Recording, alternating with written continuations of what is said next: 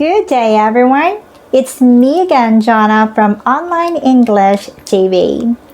Welcome to the Pronoun series. We're done with part 1, which was discussed in my previous video. It is focused on personal pronouns. We will learn the 3 cases of personal pronouns. These are subjective case, or also called subject pronoun, objective case, or object pronoun, possessive case, or possessive pronoun. Each case has its first person pronoun, second person pronoun, and third person pronoun. They could be presented as singular or plural.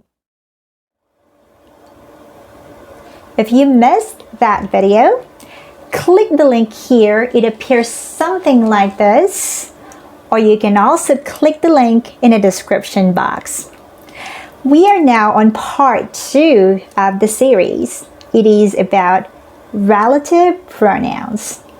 I will share with you some examples of relative pronouns. You will also learn what relative pronoun should be used in a sentence. Not only that, I will discuss relative clause, and there are 2 types: restrictive clause and non-restrictive clause. We have a lot to learn in this video. Before we start, don't forget to click the subscribe button and the notification bell too. That way, you don't miss any English lessons that I will upload every week. Without further ado, let's get the ball rolling.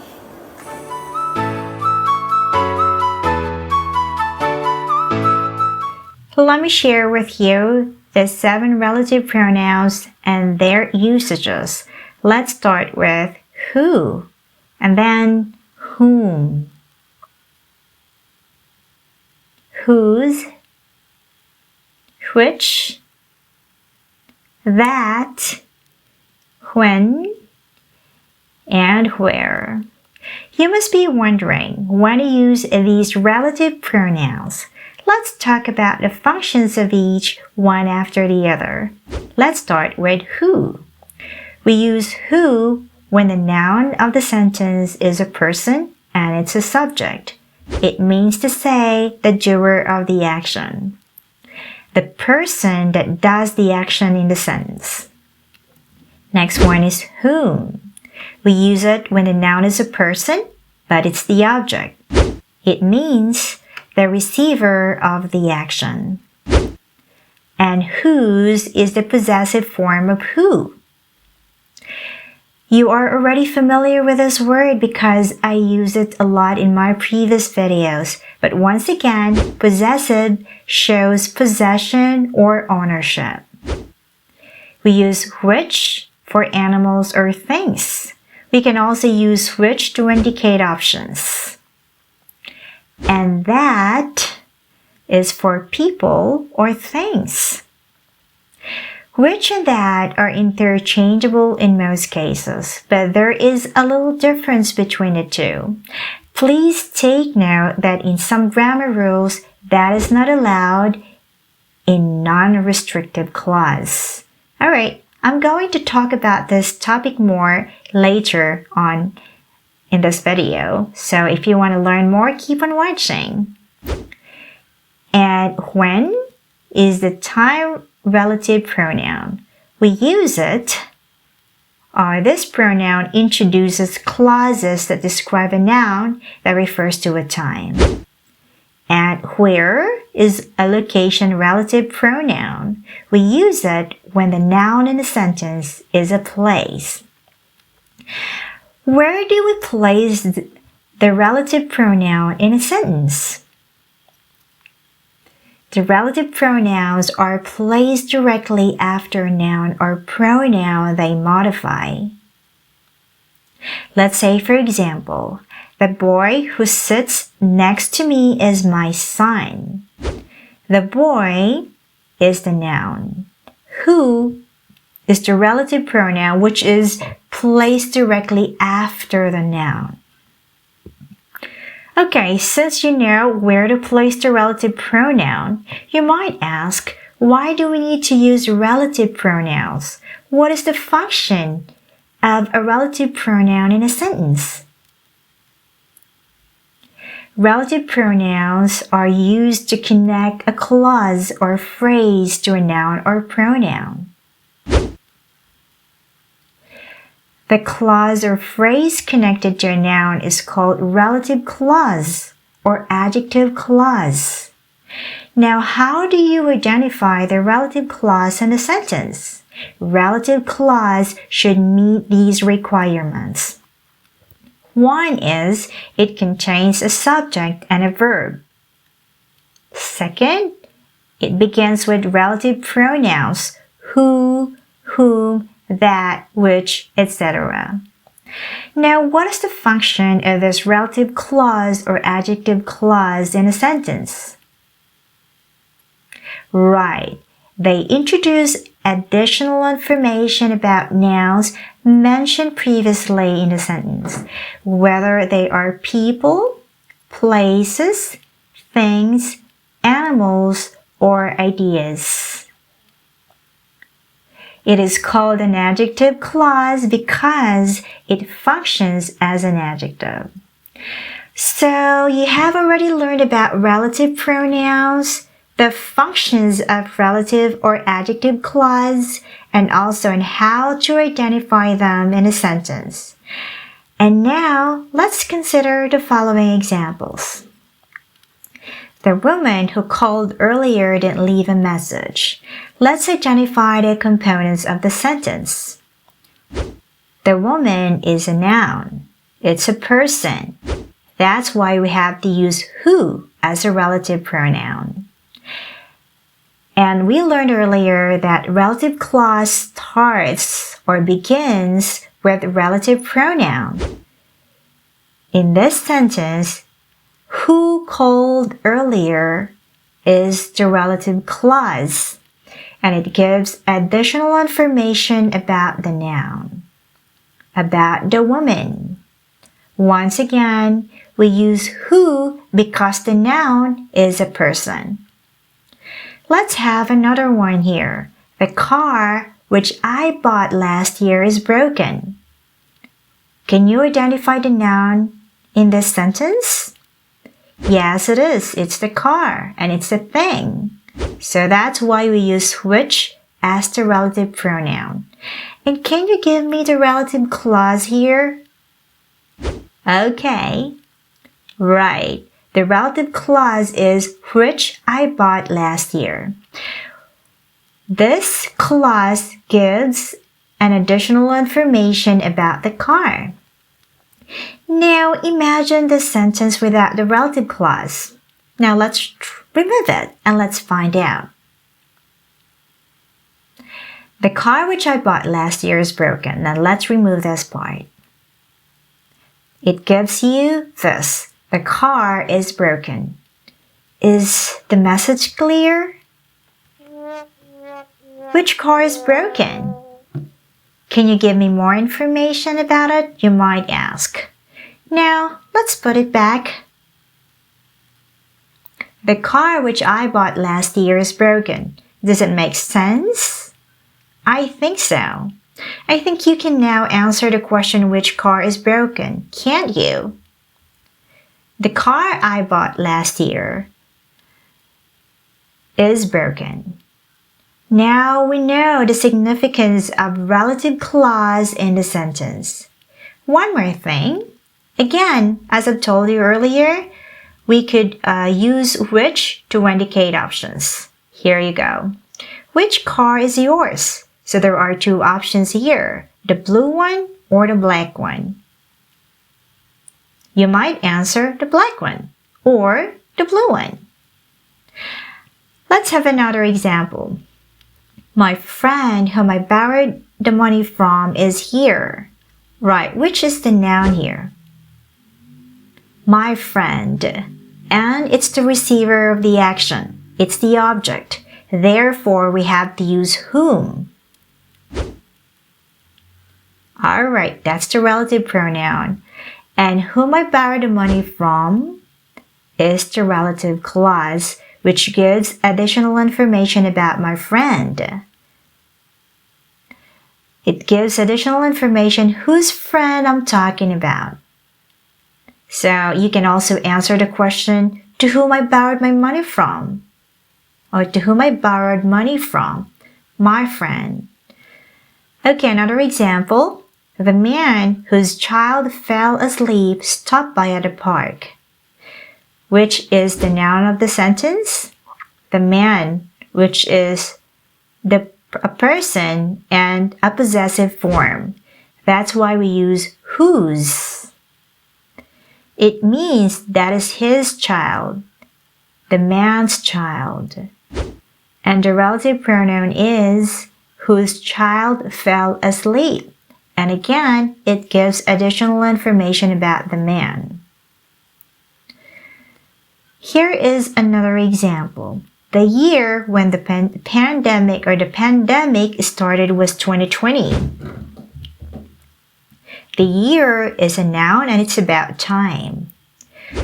When is the time relative pronoun.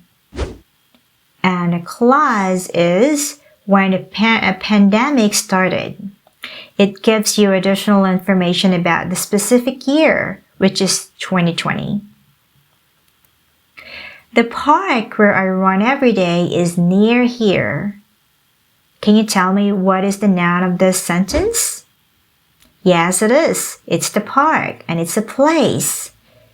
That's why we use where as the location relative pronoun, and which is the relative clause here.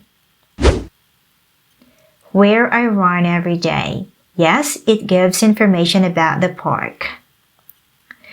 And do you know that relative pronoun could be omitted to or could be removed to? In what condition? When the relative pronoun functions as the object of the sentence, it can and usually is omitted from the relative clause. I'll give you an example.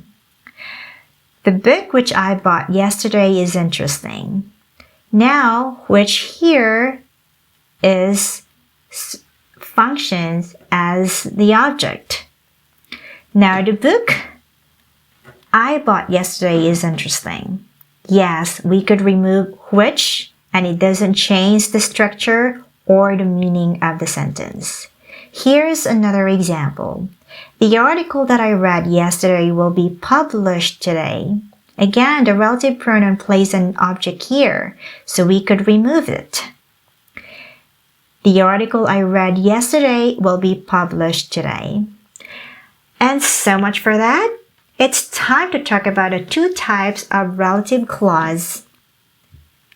One is restrictive clause, which is also called essential clause or phrase. It provides necessary information about the noun in the sentence.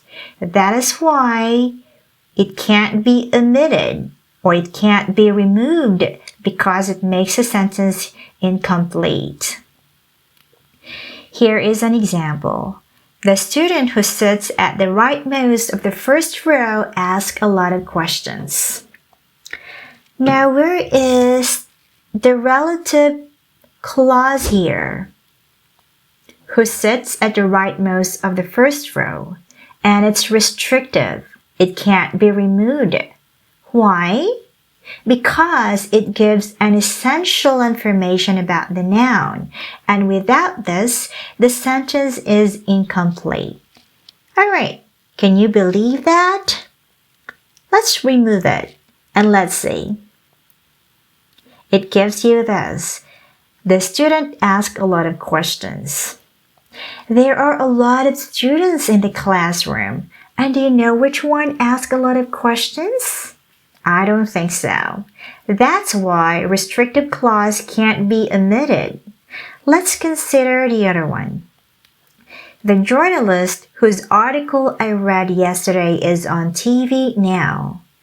Which is, or can you tell me the relative clause here? Of course, it starts with a relative pronoun, which is whose. Now, the relative pronoun is whose article I read yesterday. It's restrictive. Why? Because if we remove this clause, it will only give you this. The journalist is on TV now. What do you think? There are a lot of journalists. So if you remove this clause, it makes a sentence incomplete. You might ask, who is the journalist that is on TV? I guess you got a point. So let's move on now to the next type of the relative clause. It is non-restrictive clause. It's a non-essential clause or phrase. It provides additional but optional descriptions that can be omitted from the sentence without altering its meaning or structure.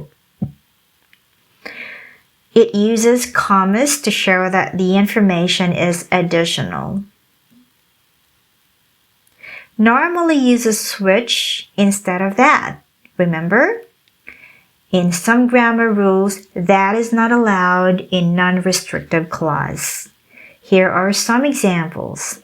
My cousin Sally, whom I told you about, will be joining the party tonight. In this example, this clause gives additional information. However, removing it don't change the meaning or structure of the sentence. Let's see. If we're going to remove this part. My cousin Sally will be joining the party tonight. The message is clear, right? Yep, it didn't change the meaning or alter the structure of the sentence. Now let's have another example. My new dress is pink, which is my favorite color.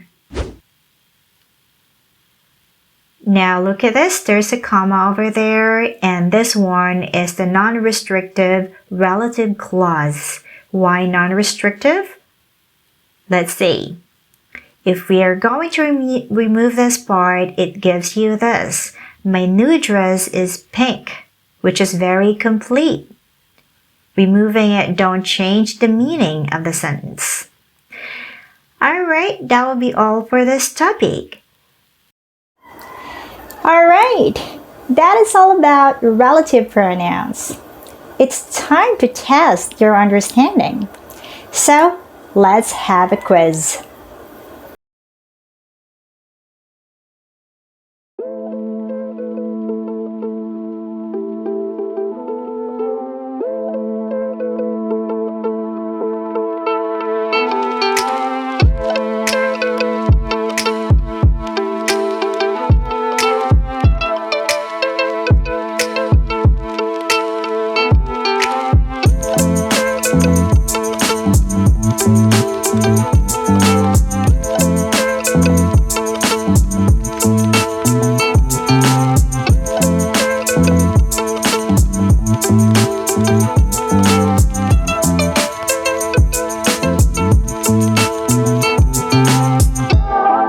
We're done. Thank you so much for your time. How was the quiz? I am sure you made it. Thank you so much for your time today. I know you have a lot to remember, but it is worth the time. In my next video, we will talk about reflexive pronouns. Rings a bell? To give you an idea, reflexive pronouns are myself, yourself, himself, and a lot more. You will learn when to use reflexive pronouns in a sentence. You'll find out. Alright, shout out to Joseph Apparente. Thank you so much for supporting my channel. I really appreciate it. That's all for today. See you again, guys, in my next video. Thank you for watching. Bye!